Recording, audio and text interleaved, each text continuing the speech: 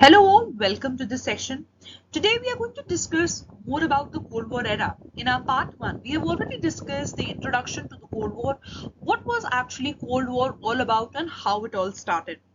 In today's session, we are going to take forward a discussion on Cold War. I would request you to please like and subscribe our channel to support us to bring some new interesting videos for all of you. So when we are talking about Cold War, we say that Cold War was actually a war of ideologies. And over here, America followed the ideology of liberal democracy and capitalism, while on the other hand, we saw that Soviet Union backed the ideology of socialism and communism. We know that the Second World War, that is from 1939 to 1945, came to an end with the defeat of the Axis power. The Axis powers was led by Germany, Italy, and Japan. By the Allied forces was led by US, Soviet Union, Britain, and France. So this period is said to be marking the beginning of the Cold War, and the Second World War ended with America dropping 2 atomic bombs on the Japanese city of Hiroshima and Nagasaki in August 1945, causing Japan to completely surrender and marking the world into a new kind of stage where nuclear weapons were seen really as a danger. That this decision of America was even criticized and supported, but the consequences of the end of the Second World War was the rise of the two new powers on the global stage. We had America leading the world, leading the West on one side, and USSR leading the Eastern Front. The US and Soviet Union at that time became the greatest power in the world. They had the ability to influence events anywhere on earth. But the Cold War, in spite of being such an intense form of rivalry between the great powers, it always remained cold and not horror shooting war. And due to a very important thing over here is what is known as logic of deterrence. What does this term logic of deterrence basically mean? If you pay attention to this term, the logic of deterrence means when both the sides have the capacity to respond against an attack and to cause so much destruction that neither of them can afford to initiate war. And that is what the logic of deterrence means. In contemporary times also, you will see that the logic of deterrence is still followed. How? Because as these powers are growing, we are living in a multipolar world where we are finding many powers. The logic of deterrence still applies.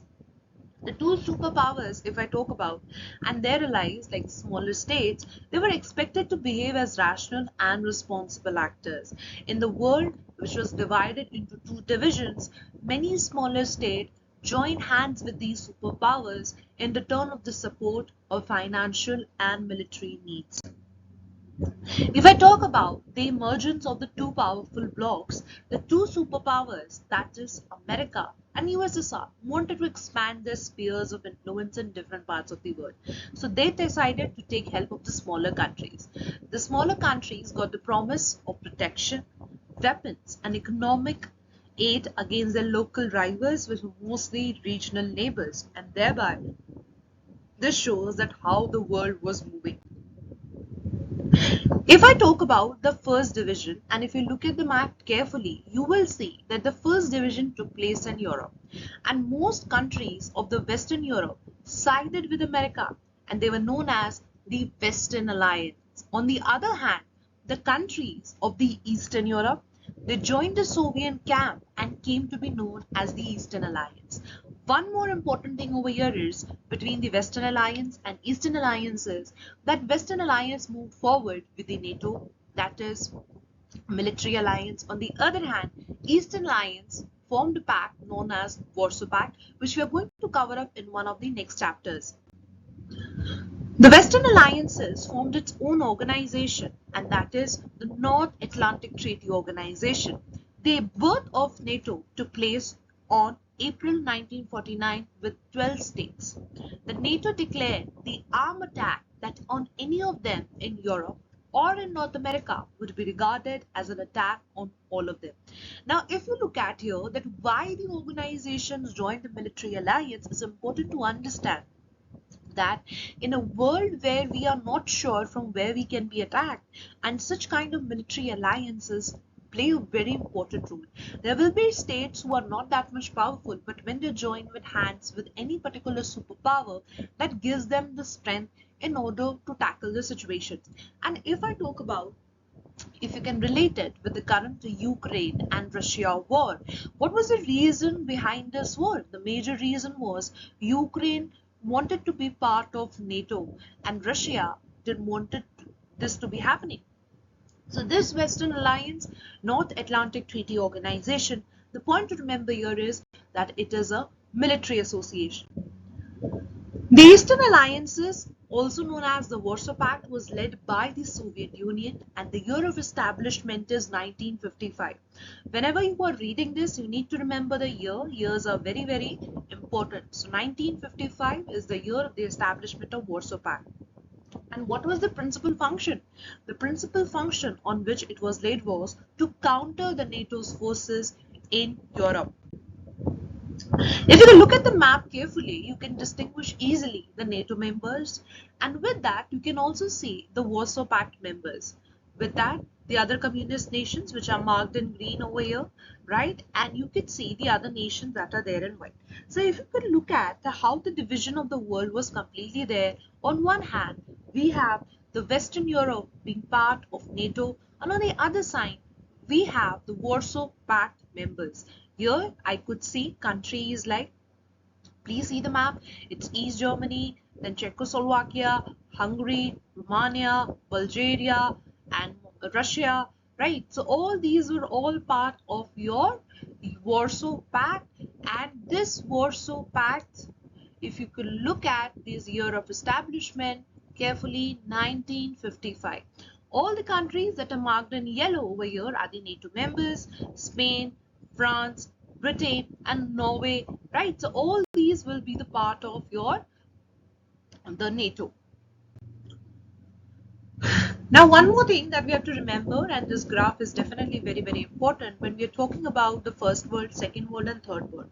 The whole world was actually divided into two divisions where we could see a fight between two ideologies. As Cold War is said to be a war of ideologies, we have the First World, right? And if you could look at this First World consists of major powers, and over here we had the Second World.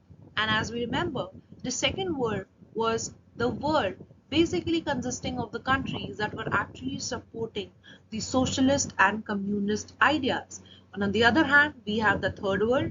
The Third World consists of the newly independent states. So all these newly independent states, and India is one of them. So Latin American countries, African countries, all these are part of your Third World, the newly developed colonies which wanted to focus more on themselves.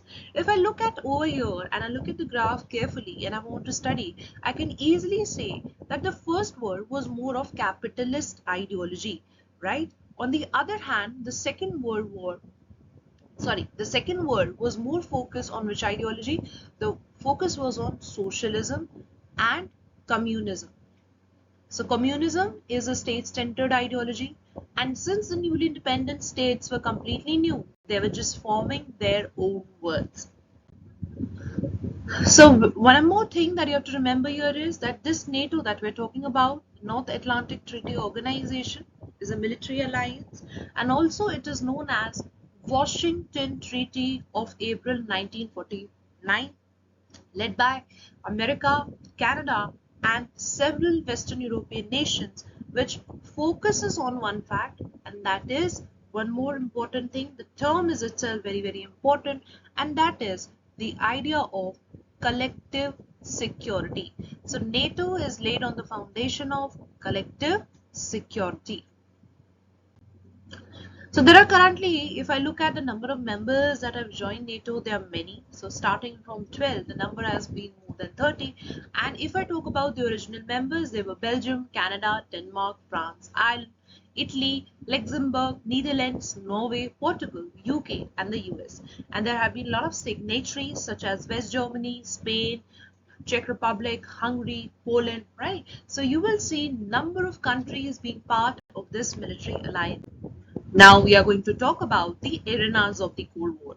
When I'm talking about arenas, what do I understand is I'm basically trying to refer to the areas where crisis and war occurred or threatened to occur between the alliance system but did not cross certain limits. So the Cold War was also responsible for several of the shooting wars in the world. The two superpowers were poised for direct encounter in Korea. The year was from 1950 to 53, then in Berlin from 58 to 62, and the Congo in early 1960 and in several other places. So one thing that you remember and not to get confused when we're talking about the arenas of the Cold War, we are basically discussing the areas where crisis and war occurred or threatened to occur between the alliance systems. As the world got divided into two major superpowers, there was another ideology that was being followed by the third world, that was the developing nations, was that of non-alignment movement. Non-alignment movement played a key role in mediating the differences between the two Koreas. And even in the Congo crisis, the UN Secretary General played a key mediatory role. The US and USSR decided to collaborate in limiting or eliminating certain kinds of nuclear and non-nuclear weapons. The two sides also signed three significant agreements within a decade: Limited Test Ban Treaty, Nuclear Non-Proliferation Treaty, and Anti-Ballistic Missile Treaty.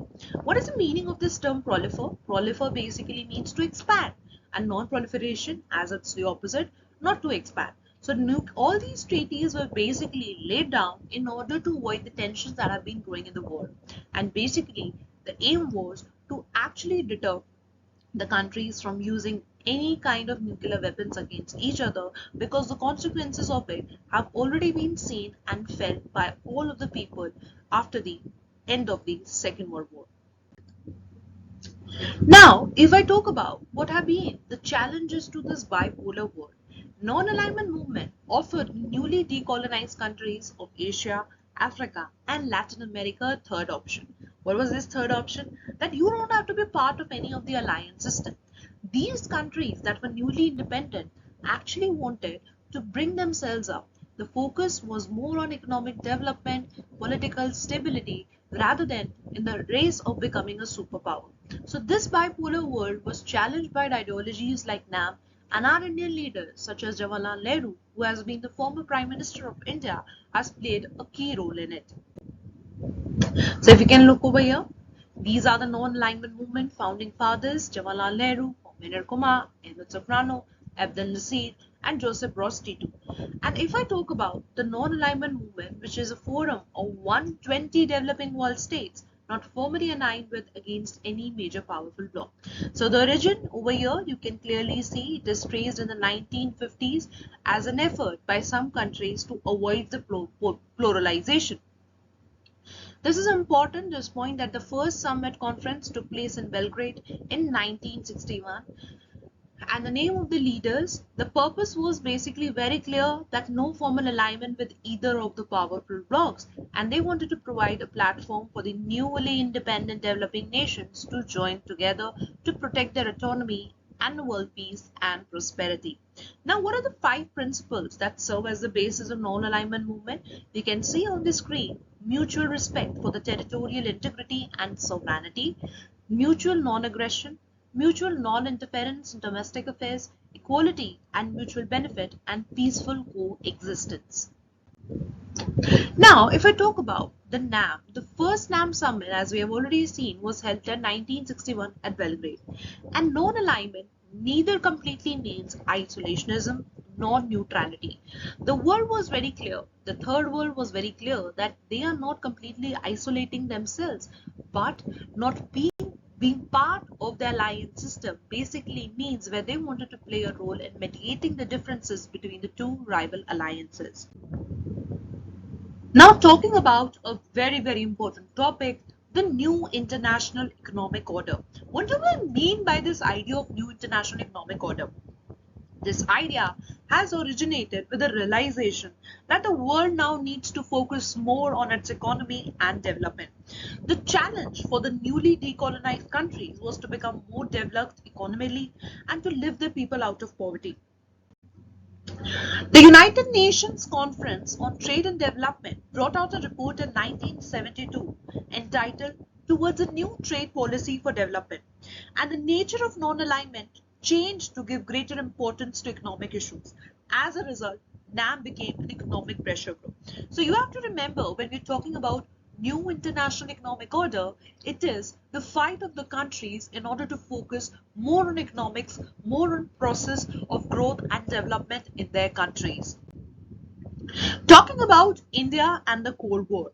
India always followed a two-way policy regarding the Cold War and did not join any of the alliances, and even it raised voice against the newly decolonized countries becoming part of these alliances. India's stand has been very, very clear. India's foreign policies such as Panchsheel and the Gujarat Doctrine has always focused on the fact to respect the territorial integrity and sovereignty of the countries. And thereby, if I look at what kind of India's stand was there in the Cold War, I can explain it to the policy of NAM and clearly how our leaders wanted to focus more on economic growth, stability, political development in their countries, and rather than to be part of any alliance system. So the policy of India was not fleeing away, but was in favor of actively intervening in the world affairs to soften the Cold War rivalries. And the non-alignment gave India the power to take international decisions and to balance one superpower against the other. So when I'm talking about this non-alignment, this policy was criticized on a number of counts, but still it has become both as an international movement and core of India's foreign policy. I hope you like the lecture and hope you like this session. Please like and support us by liking our videos and subscribing to it. Thank you.